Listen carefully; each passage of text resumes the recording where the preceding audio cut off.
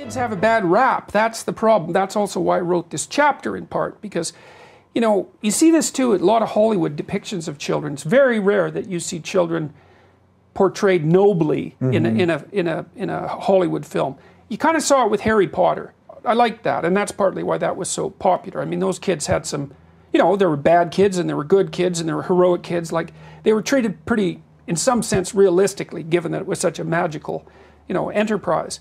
But they had some courage and they had some heart and they had some rebelliousness, and so I like that. But the thing that you have to understand about kids is they're unbelievably good company, you know, and so they pay you back for your care of them, and by being ridiculously amusing. They're little clowns, and they're doing crazy little stunts all the time, and they have a sense of humor that kicks in. Like, I have a grandchild now that's 2.5 months old. And that child can already smile and has the beginnings of a sense of humor. And that's, to me, that's a miracle. Yeah, it's that's like pretty... it is. And so they're very funny. They're really playful. They really, really like you. And you can have the kind of relationship with them that you set out to have. And so that's very, very interesting. Now, and you can also, like, once I had little kids, I spent a lot more time with them than I did with my friends, say.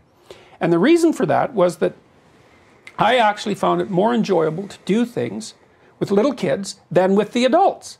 And the reason for that is, like, by the time you're 30, say, you've seen so much of the world that you actually don't see the world anymore.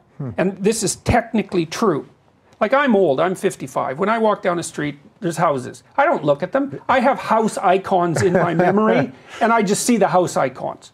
And so the older you get, in some sense, the more what you see of the world is your memory. And that's kind of, it's efficient, but it's sort of dead, you know, and artists help break through that. They show you something as if it's new again, you know, and so that's why Van Gogh's irises, you know, sell for $160 million. It's like, you haven't looked at flowers since you were 3. Yeah.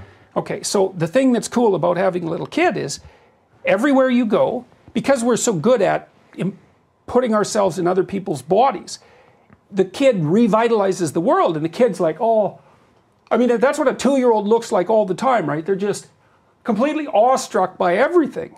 And you can see that again, and that's really interesting. Well, I took my daughter to see The Mask with Jim Carrey when she was like a little bit young for that. You know? And I held her on my lap during, I think she was probably only about 5, maybe, something like that.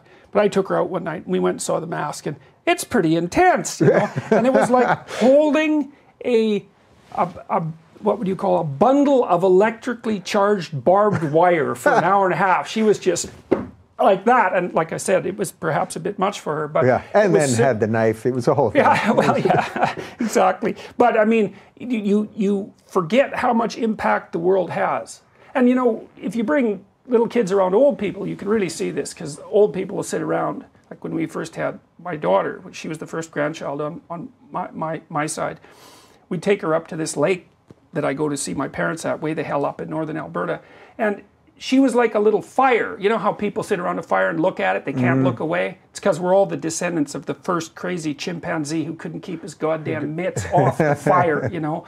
And that's what little kids are like. And the older people just watch them non-stop, and it's partly because they're participating in that renewal of the world, you know, which is like, it's like a reintroduction to the unsullied paradise of being, something like that. And